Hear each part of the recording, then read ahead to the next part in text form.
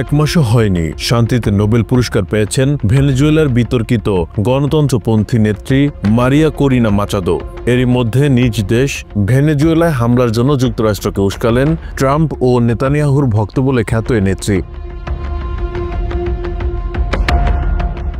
রোববার আরটি ইন্টারন্যাশনালের একটি প্রতিবেদন থেকে জানা গেছে এ তথ্য। প্রতিবেদন অনুযায়ী ভেনেজুয়েলার উপকূলে মার্কিন সামরিক বাহিনী মোতায়েনের ফলে দেশটির শাসন ব্যবস্থার পরিবর্তন আসতে পারে বলে মন্তব্য করেছেন সদ্য শান্তিতে নোবেলজয়ী মারিয়া করিনা মাচাদো। এছাড়া তিনি ইঙ্গিত দিয়েছেন, ভেনেজুয়েলার প্রেসিডেন্ট নিকোলাস মাদুরোকে অপসারণে সহায়তা করলে যুক্তরাষ্ট্রের হামলাকে স্বাগত জানাবেন তিনি।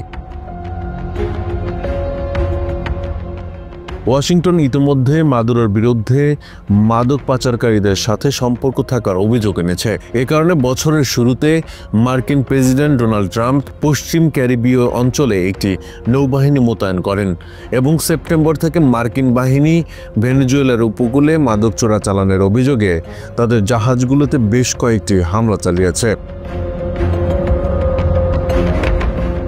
তবে বিশ্লেষকরা বলছেন যে মার্কিন এ অভিযানটি মাদক বিরোধী অভিযানের বাইরেও প্রসারিত হতে পারে।